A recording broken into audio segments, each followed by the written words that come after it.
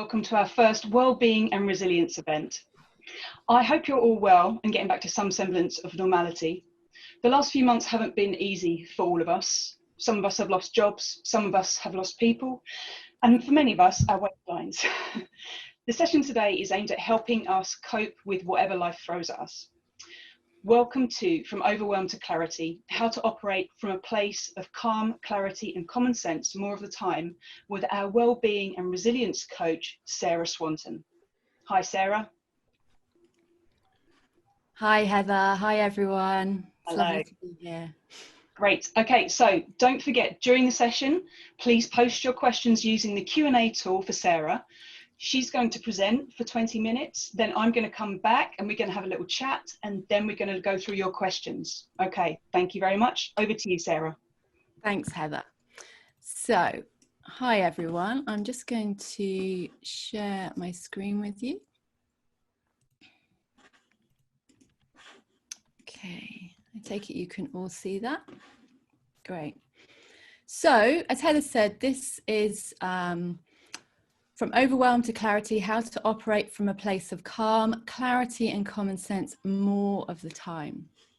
And I'm really looking forward to us spending the next hour together on this. And I guess what I would say, just to kick off, is in the spirit of what this is all about, there's no need for you to take any notes unless you want to. Just kind of treat it as an hour for you, just to hopefully you'll hear something in here today that resonates for you. And what I would say, I'm just doing my timer here.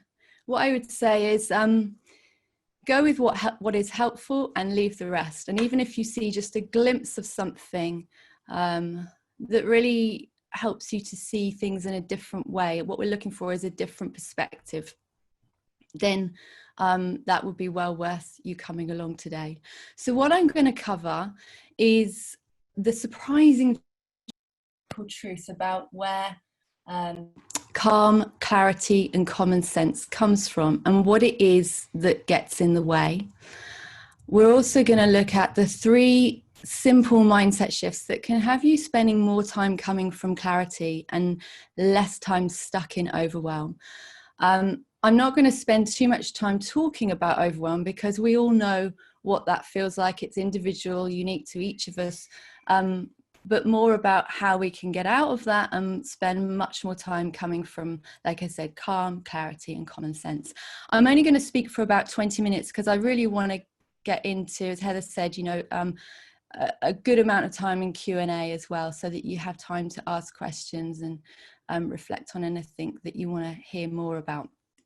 So to kick us off, Will, do you want to just bring up the poll?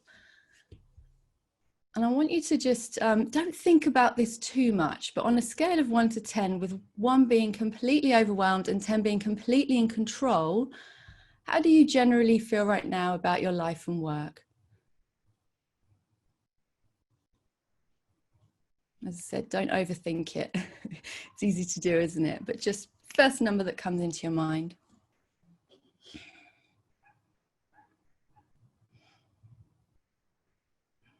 That's it.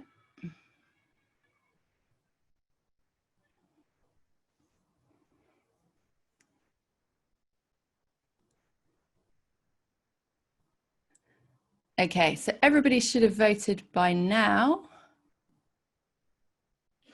And here we go. So,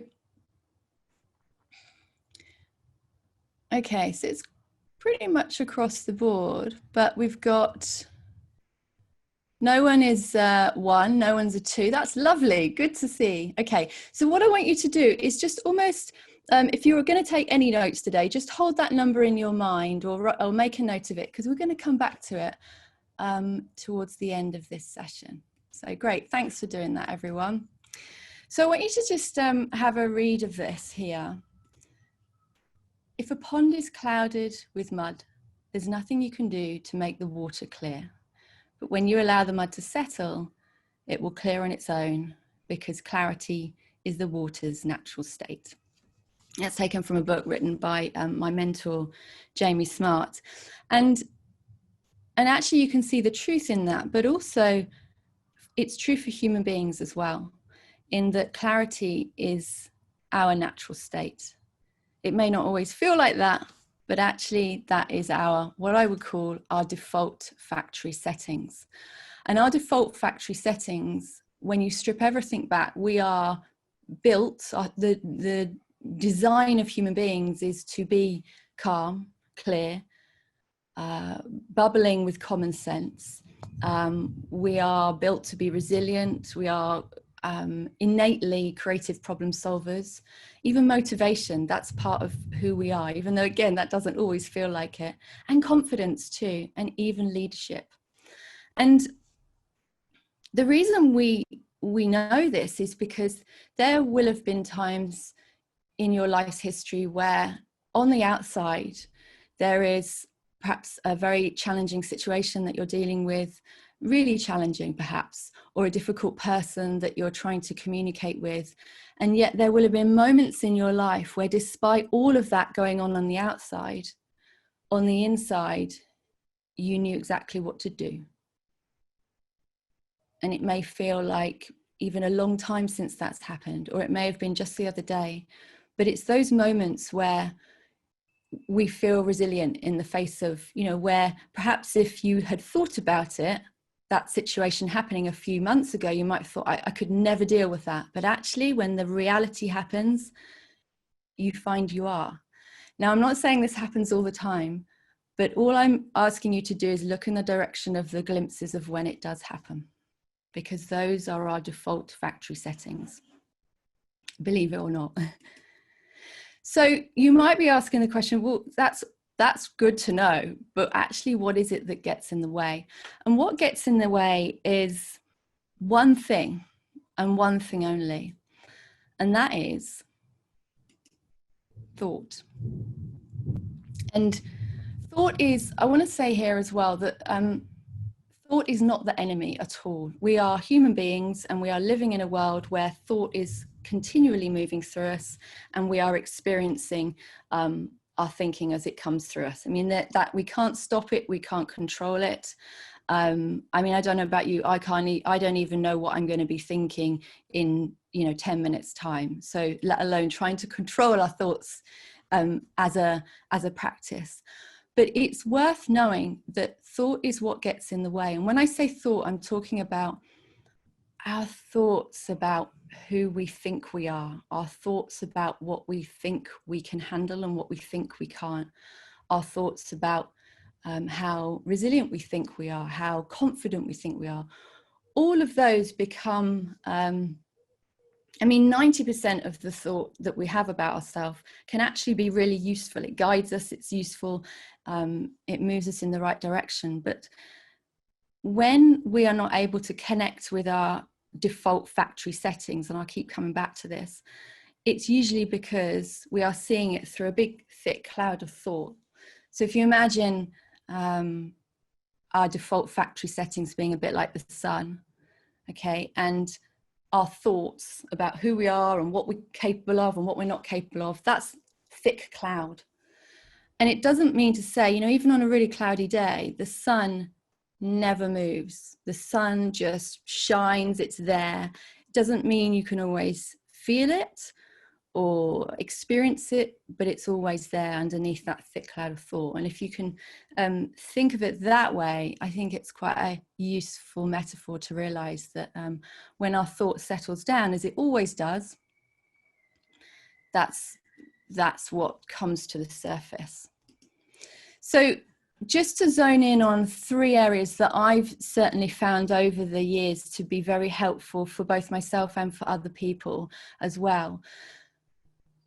Not every thought has to be a call to action. And when we talk about overwhelm, it's really interesting to look at it this way, because thought, when we strip it right back, it's literally just puffs of energy moving through us, puffs of energy coming through, moving out the other side.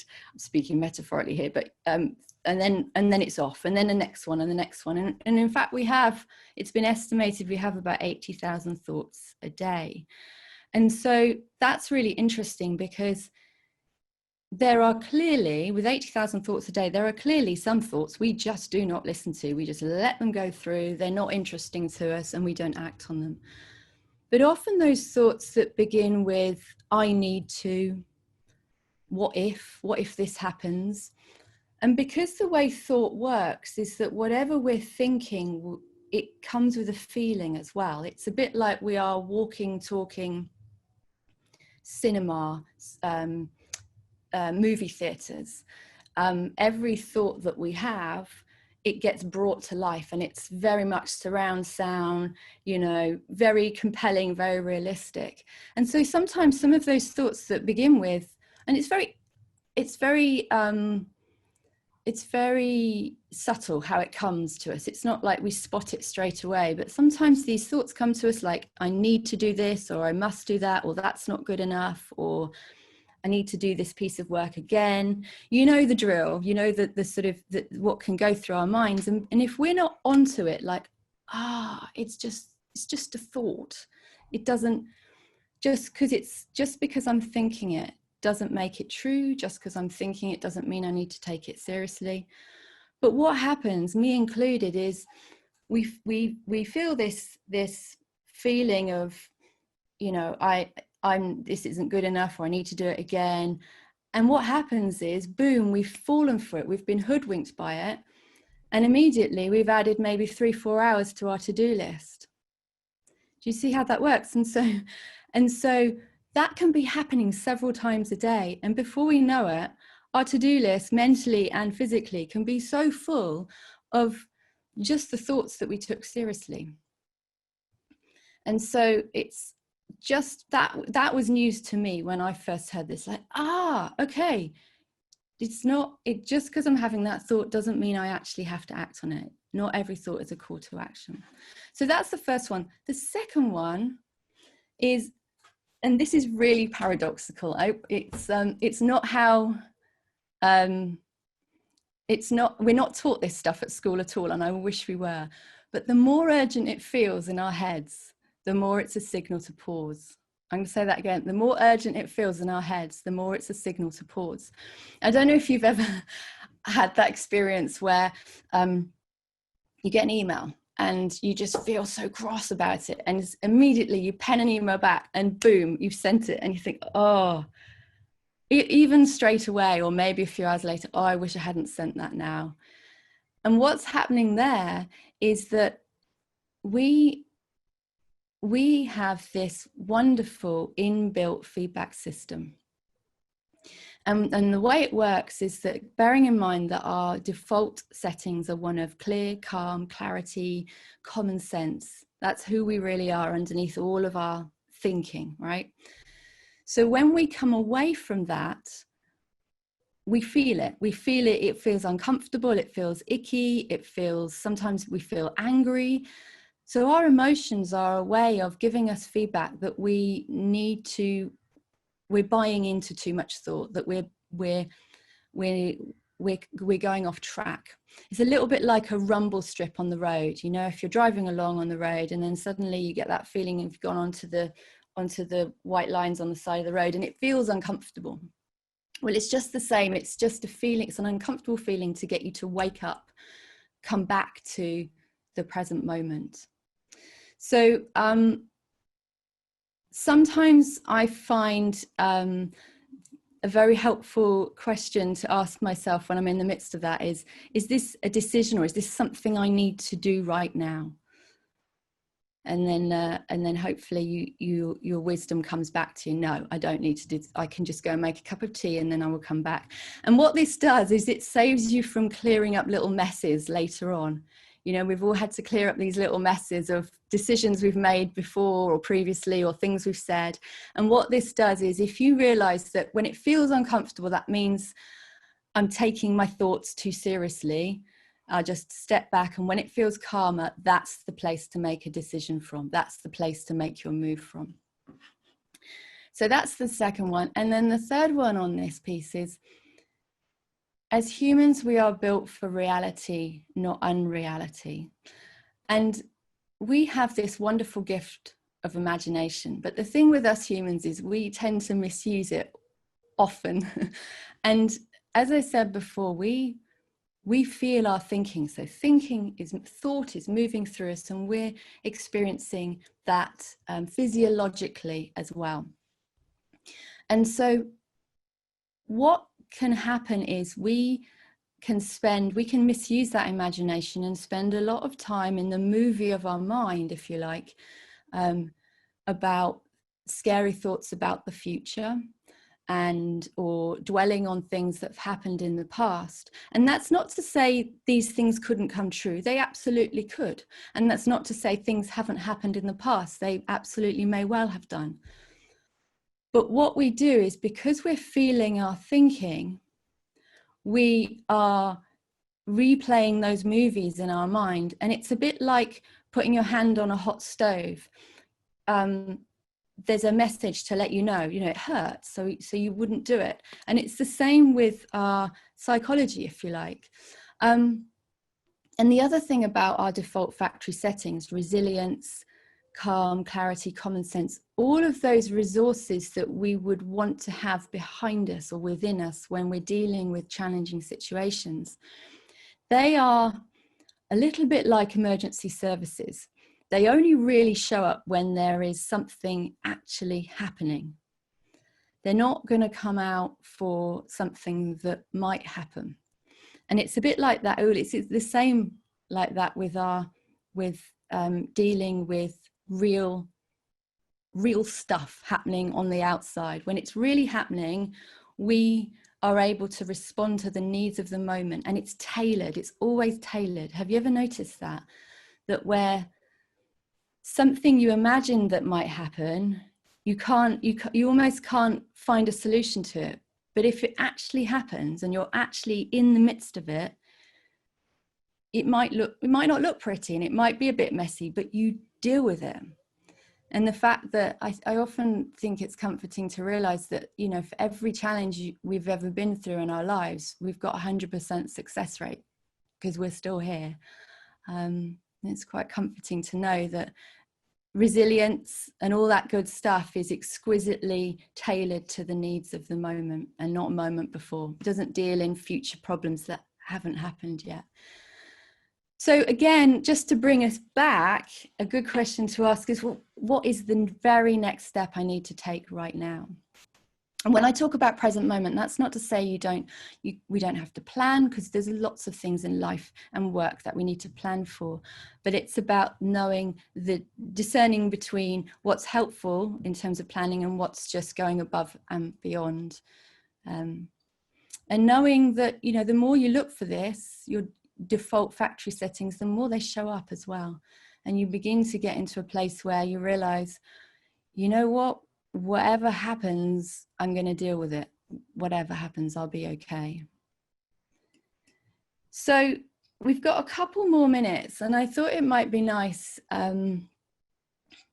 just to give you an experience of your own default factory settings, if you're willing. So if you want to you can either close your eyes or just look at the screen in front of you. And just take a nice breath through the belly. That's it. And make that out breath a little bit longer than the in breath. You don't need to lie down, just exactly where you are. Maybe your muscles, just notice how your shoulder just drop a little bit. And the little muscles around the eyes, just let them relax a bit. We hold a lot of tension in our eyes. That's it. And any other muscles, maybe the thigh muscles, just let them let go. They're not needed right now. And even the thoughts, your mind, just begin to slow down and allow some of that feeling of peace to come into you, to flow into you. Just a feeling of peace and calm. A settled kind of feeling, And with that, what I'd like you to do is just bring to mind a time and a place in your mind where you really have felt that sense of peace. That sense of, it's almost like a tranquil feeling, you know, a very settled sort of, like even your bones are relaxing. It might be a long time ago, or it might be just recently. It really doesn't matter. Just bring that to mind now.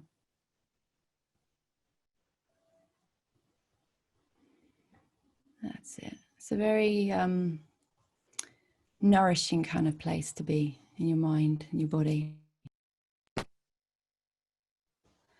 And from this place, you can see or you can imagine that there really isn't any problem that you can't navigate, any situation that you can't deal with. Many, rather than just one option, you can find that multiple options can come to you. And this restful place in your mind and your body is actually who you really are. And it's true for every single human being. And right now, underneath that thick cloud or very thin cloud of thought resides an infinite reservoir of resilience, creativity, resourcefulness, innovative thinking. There's not one problem you can't apply yourself to. And it's good to know that even though you've been listening to my words and I've been guiding you, it's you who's doing this. It's all you.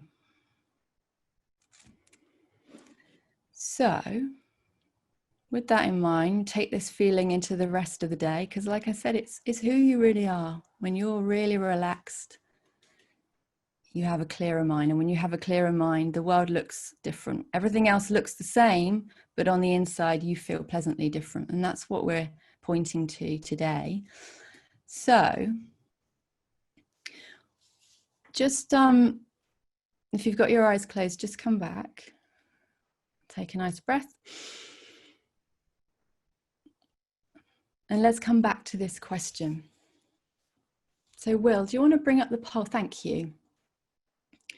On a scale of 1 to 10, it's exactly the same question as before, with 1 being completely overwhelmed and 10 being completely in control. How do you generally feel right now about your life and work?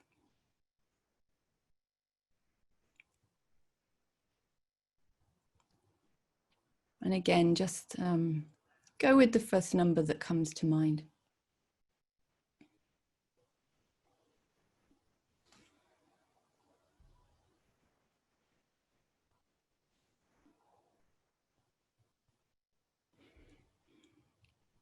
Okay.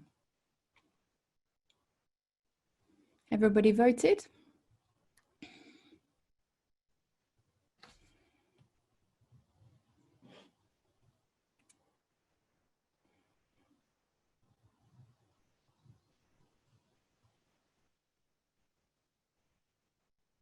All right, let's see the results now.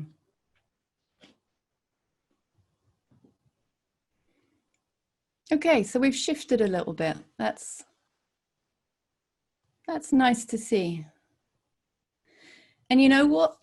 This is what's really interesting is in the 25 minutes that you and I have been hanging out together, not a lot will have changed in your to-do list, your workload, whatever else is happening in your life. It's just that your state of mind has changed slightly.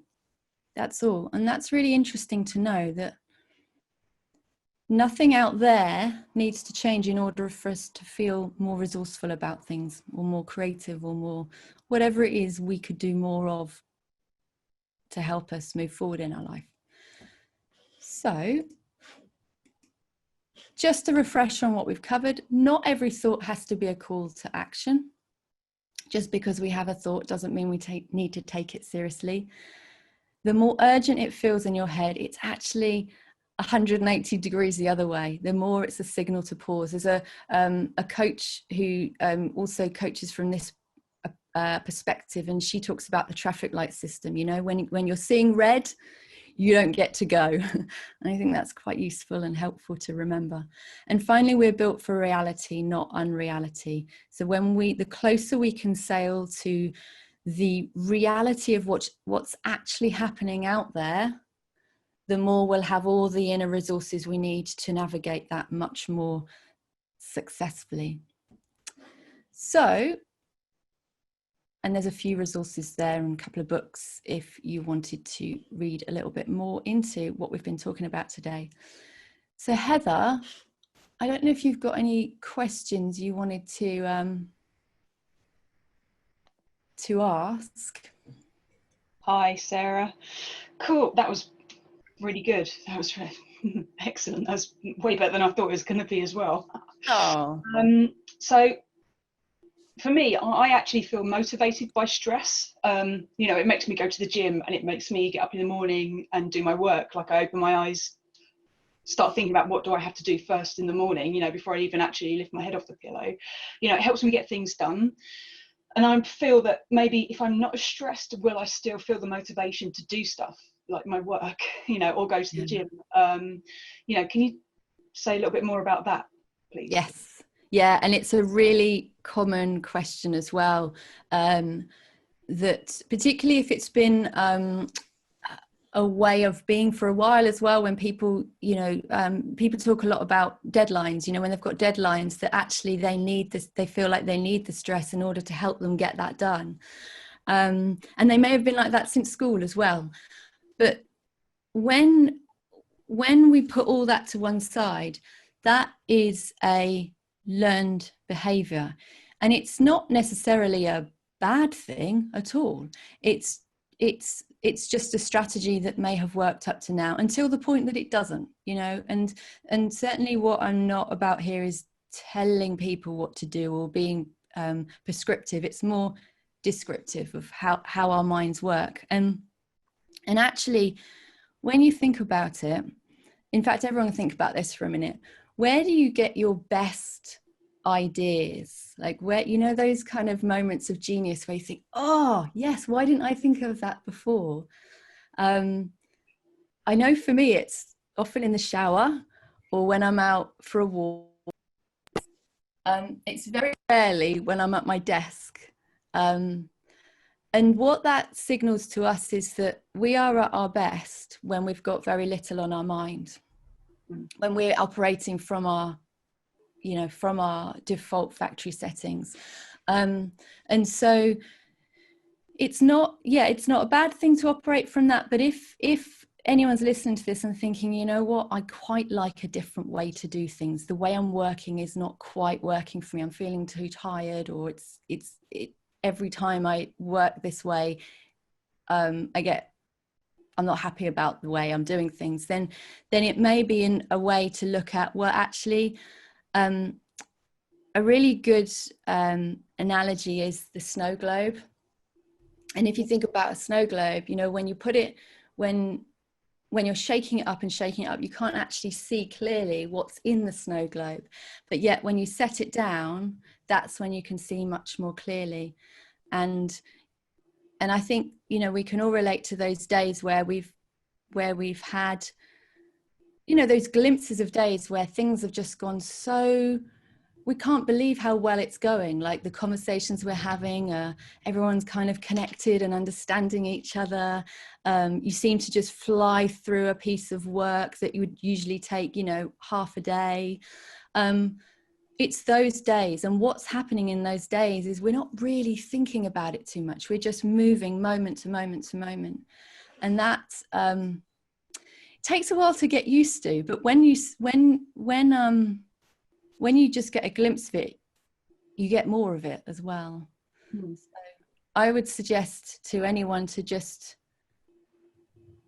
try it out, experiment with it. How does it feel when I do start a piece of work a few days before it needs to be in? What does that feel like? rather than lastminute.com. Yeah.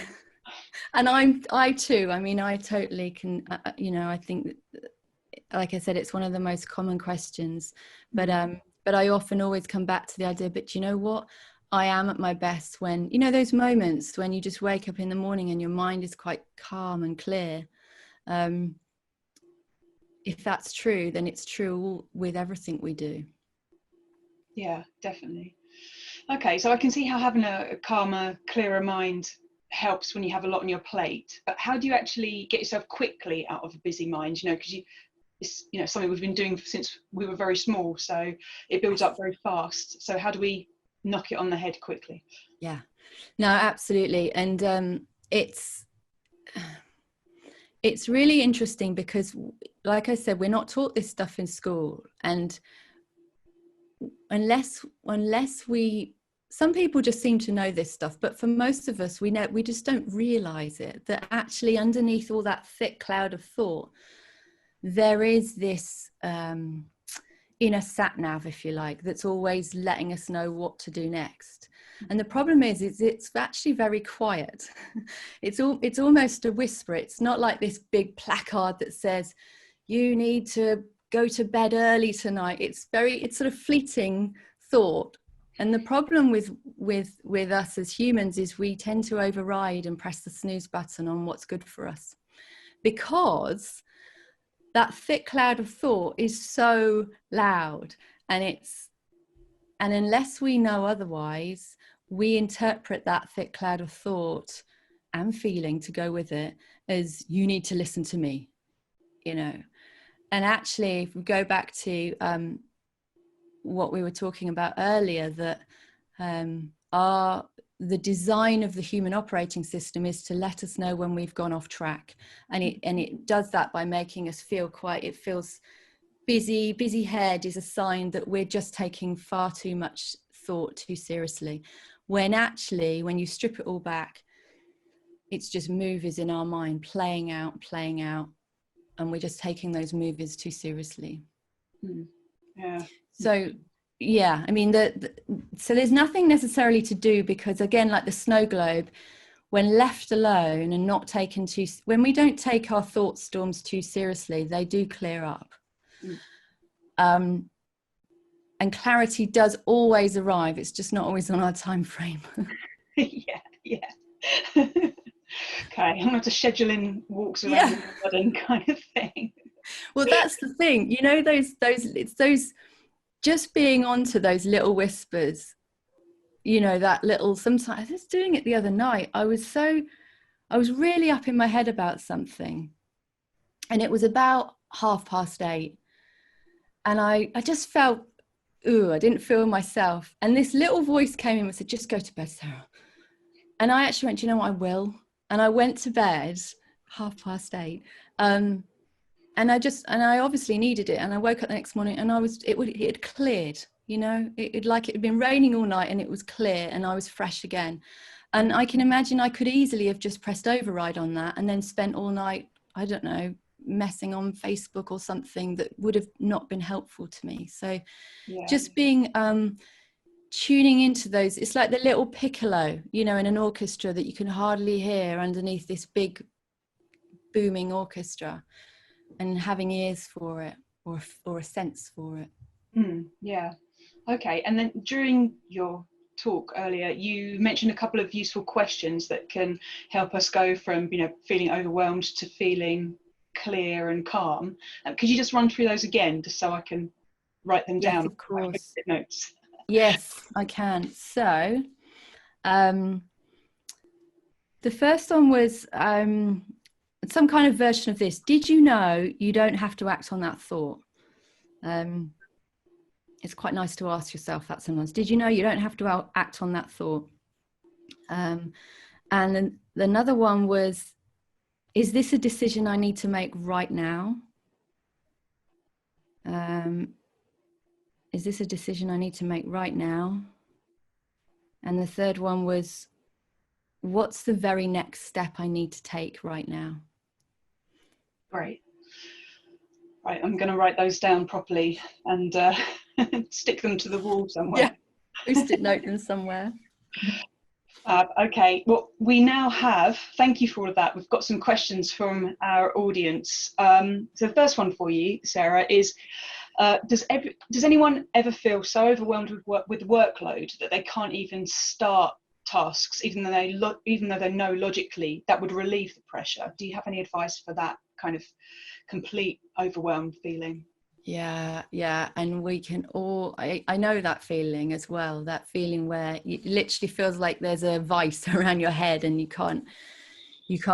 just don't know which way to look first. And that thought of, if I could just get started, it would relieve the pressure, is just another thought to add to the stack of already overwhelmed thought. You see that? So when I almost want to say, do the opposite of what feels like the thing to do. So, I talked about the more urgent it feels, the more uncomfortable it feels. That's the biggest signal of all, to just take a pause. And if you can even just see a glimpse of this, if people can even just see a glimpse of this, that the pressure is not coming from the to-do list, even though it really looks like that and feels like that. The pressure is coming from our thinking about the to-do list, right? And the reason we know this is, you can have those days where you have so much on, and you maybe start at the beginning of the day and think, how on earth am I going to get through the day? And yet you do. And so if it were true that our pressure was coming from our workload, it would have to be true of that all the time and for everyone. And the truth is, that's not. So we're always looking for where it's not 100% true, and it's very compelling, and it feels like we need to change our circumstances in order for us to feel better. But what happens with that is, when we begin to fall for that thinking, then we become at the mercy of our circumstances, and we feel like we have to move jobs in order to feel better. And sometimes that's wisdom telling us sometimes that's a good idea. But just asking yourself the question, hold on a minute, where do I think my feelings are coming from? Where do I think this pressure is coming from? Is it coming from the workload? Because workloads don't zap us with stress. We zap ourselves with stress about our workload. And it's so subtle. It's like one of those pictures where you see the old woman and the young woman. It's like, now you see it, now you don't. Oh, yeah. You know what I mean? But even just seeing a glimpse of that actually, it's not, the pressure isn't coming from the workload. It's coming from the way I'm seeing it right now. And state of mind is so underestimated in how we experience our work and our life, that actually how we feel about our workload on a Tuesday morning at 9 o'clock is completely different to how we feel about it, on a Wednesday at 2 o'clock. And maybe we didn't even get through that much, but we are feeling better. Yeah. We're feeling more resourceful towards it. Cool. Okay. The questions are coming thick and fast now. So someone here has said, my main feeling at the moment, rather than overwhelm, is anger, and I'm really struggling to move away from it. Do you have any, skills you can provide on how to cope with that feeling? Yeah. Anger is a really interesting one, and again, it's such a strong emotion as well, isn't it? It can feel so strong that it feels like the only answer is to act on it. Mm-hmm. And depending on the type of person you are, you may act on it, or you may be trying to suppress it and then feeling a bit like a pressure cooker, trying to hold it all in. But even anger is a result of an indication of the quality of thinking we're doing in that moment. And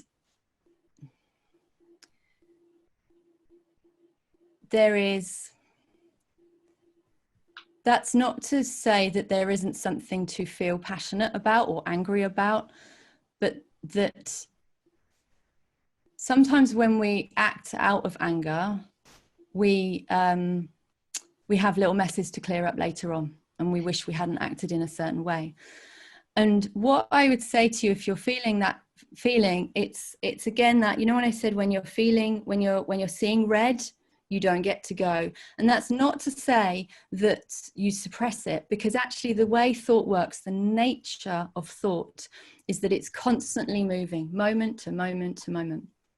So if you don't like what you're thinking and feeling, the more you leave it alone as best you can, a new thought will come along. A more productive, clever thought will come along.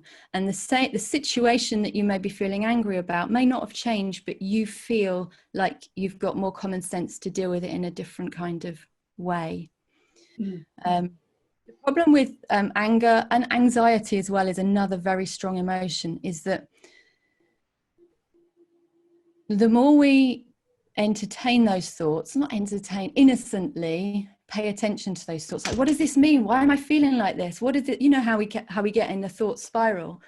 The brain is like, you're interested in this, I'm going to send you more. So it's like we have one angry thought and then it has angry babies, you know, popping all over the place.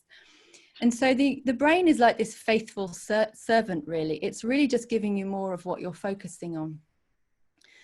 And if we can strip it right back or go even further upstream, we are literally walking, talking movie production studios, literally, where thought is moving through us and we're feeling it. We're having an experience of it at the time.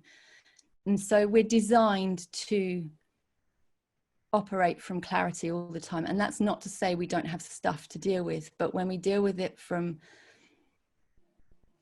a place of clarity, we have less to dwell on later, or I don't want to repeat myself, but little messes to clear up later on. Yeah. So often when I feel like that, again, even in the midst of the deepest, darkest anger, there will still be, I mean, that's just thick, very, very thick cloud. The sun is still there somewhere underneath it, or there's an answer, there's a resilience underneath, or a bit of wisdom that's still available. Mm-hmm. And sometimes we just get a thought like, you don't have to act like this, you don't have to feel like this, you don't have to have that experience. Yeah. Okay, lovely. That's good. Another question. This one says, they often feel resilient and positive during the day when they have some control over their thoughts, obviously, because they're probably focused very hard on work. But at night that changes, brain relaxes and stuff. My mind struggles to handle and cope with the stresses of the day, and my thoughts take over, often in a negative way. Any advice? Yeah.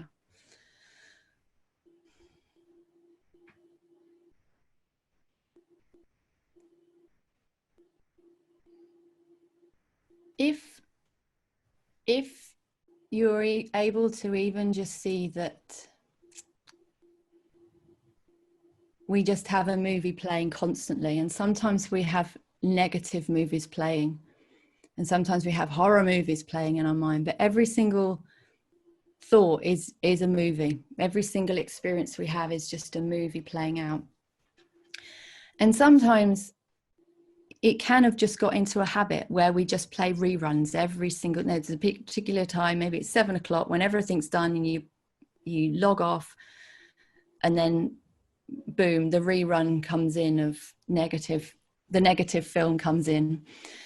And sometimes I even say to myself, do you know what? I'm not going to watch that film. I am done with I'm bored even of watching that film. That there is not one thought, there's not one movie we can watch or one thought that we can experience that can hurt us. We are, as human beings, we're capable of any thought. But it's and full stop after that, you know, there's not one thought we can't experience that can hurt us. Mm-hmm. The action, if we take that thought too seriously, the actions we take can hurt us based on that thinking.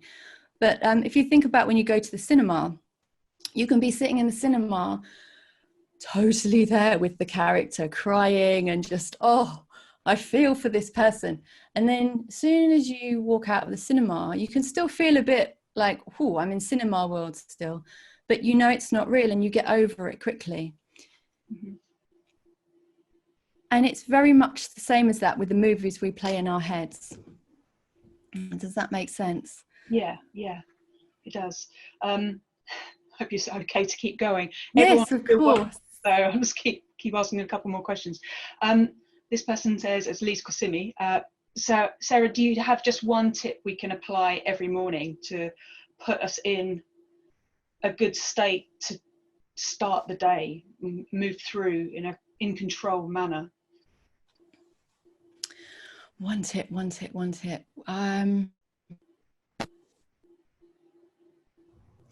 I think, I mean, if the time that we've all been hanging out together here, there may have been one line that just resonates for each and every one of you, or maybe not. And I would say if there has been something that just that feeling of, oh, that feels better, or that, oh, that's true, you know, something like that. That's, if it feels, the feeling of relief almost. If there's anything you've heard today, that's the place to look more in the direction of. So whether it's what you mean, we don't have to, just because I have a thought, I don't have to take it seriously. That's your thing to focus on in the morning or throughout the day, you know. Or if it's something, if it's we live in the movie, that we live in a movie of our mind always, then that's what to focus on. Or if it's, you know, if you don't like what you're thinking, and you don't worry about it, because a new thought will be along in a moment. Or the one about, you know, the more, when you feel an anxious thought, if you, there's a quote by Michael Neal, who's a coach in this field, and he says, let me see if I can grab it.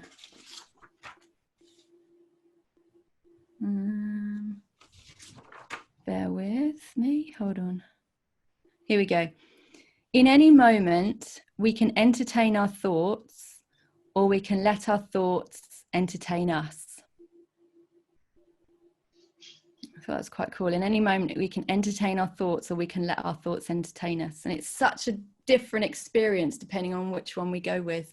Like, oh, isn't it amazing? My mind can just come up with this. Like the other day, I was at a petrol station filling up my car.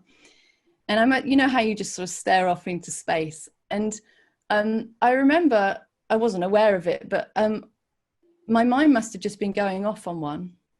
And it was coming up with a really, really sad, dark scenario, unbeknownst to me. You know, I was sort of in the film there. And then tears started coming down my face. And I thought, and that woke me up. It was like, it woke me up from this sort of thought that hadn't, and I realized what you're thinking about hasn't even happened. You're just imagining it's happening, and you're feeling that. It didn't sound as eloquent as this, but and actually you're just standing here filling up your car with petrol because it's run out of petrol. That's all you're doing. And that was the reality of the situation. And it was almost comical to me that there I was filling up my car with petrol. That's what the reality of the situation was. But my head had gone off on some dark place, and I was crying, acting as though it was really happening. So I think the more we can, as best we can, stay in the reality of the current moment, live life in the present moment, which I know we hear so much, but sometimes just going, there's a tree, there's a pathway, and just trying to, like, where am I? Here are my hands, you know, anything that's here, anything that is here in the present moment, look there, and a lot of thought falls away, and we come back to home again, if you like. There's a question that's kind of similar to the one thought to, you know, in the morning to set us up, but this one is about, I mean, a lot of people listening to this work in live television, and this person's asked, is there something, you know, just before you're about to go live, that, you know, when you're just about to go on stage or just about to start a Zoom call in front of a load of people, and I get the same feeling. It's like, oh God, it's all going to go wrong, you know. But is there anything that you can do to pull yourself away from that looking over the edge kind of thing, and just be calm, don't stumble over the first words, hold the camera still, do it properly? Any advice on that one? Yes. It's so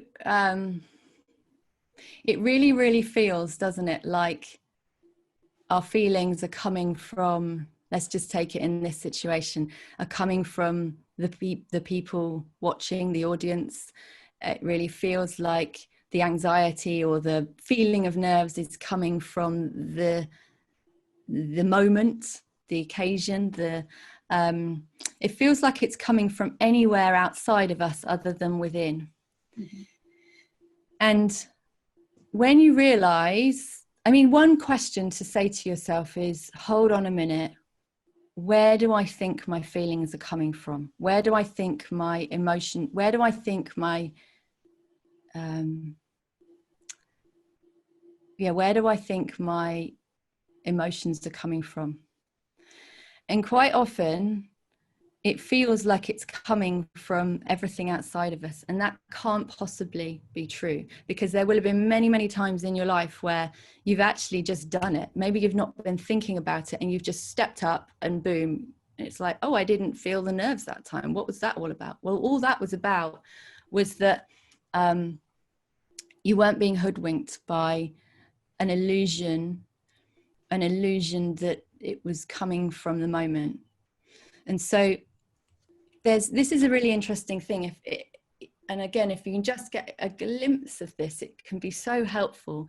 There's us here doing what we do with our emotions. You know, we can have 100 different emotions in the space of half a day.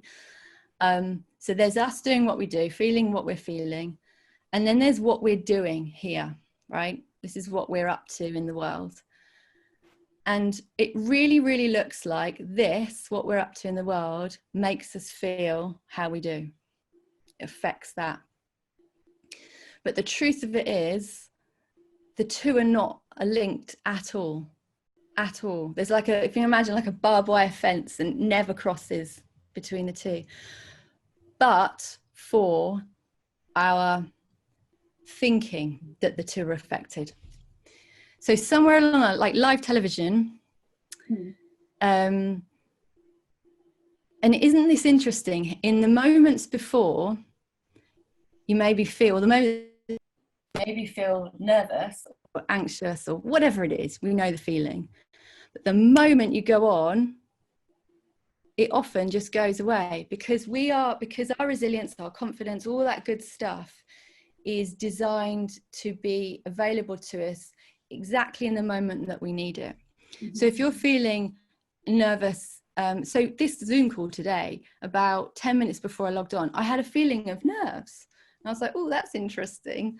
And I thought, well, that's okay, because it's all right. I'm not doing it right now. So, you know, when I'm actually doing it, I will have, everything will be available when it's needed. And so it is worth just reflecting on that. Like, is it true that actually, of course you feel nervous before because you're thinking about it, but when you're often just, people who are public speaking and do it well will often say they have nothing on their mind at all when they're doing it, because they're just focused in on it.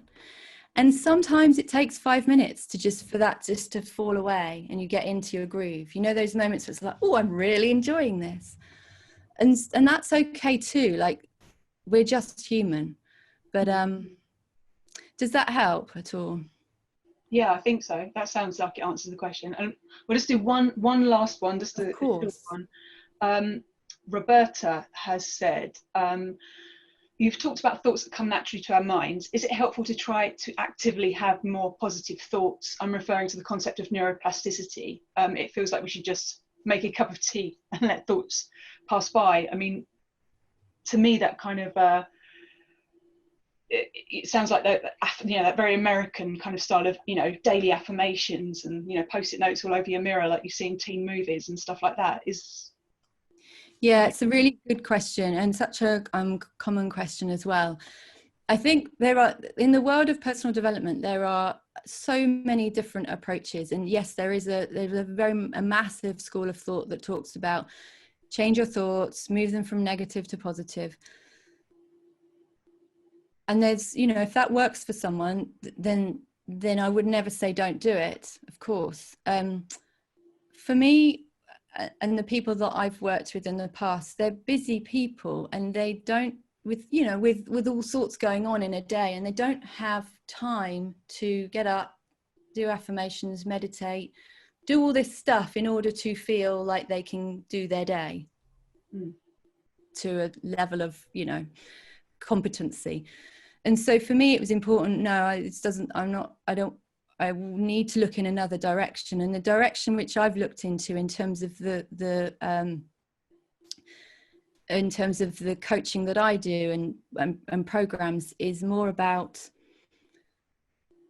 thought really isn't the enemy. And if we can even just see that as human beings, we have all sorts of thoughts moving through us, positive and negative. And I say that in speech marks because actually that's a judgment we've put on it as well. And the less interested we are in our heads. Like, I was walking through the forest the other day, and I must have walked halfway round before I realized you've just spent the last 20 minutes, Sarah, in your head and not in the forest. And as soon as I realized that, it was like, oh, and I enjoyed the rest of the walk so much more. It was, and I had clearer thoughts coming to me. So there is, if you have a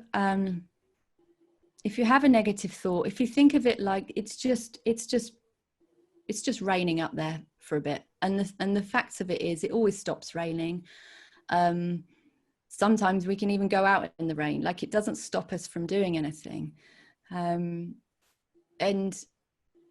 just, I know this might sound a bit trite almost, but if we are really concerned with what our thoughts are doing, if we can just be more grateful for the times when it feels good and we're feeling clear and calm, and realize that is our default setting. That really is our default setting.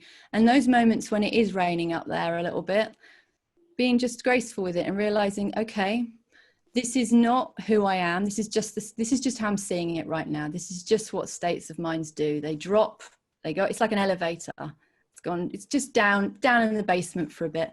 I'll probably not make too many decisions. I can still crack on with my work because, the two aren't connected. We don't have to feel motivated in order to get on and do something. And at some point it will clear. But the less that I get interested in it, the quicker it will pass.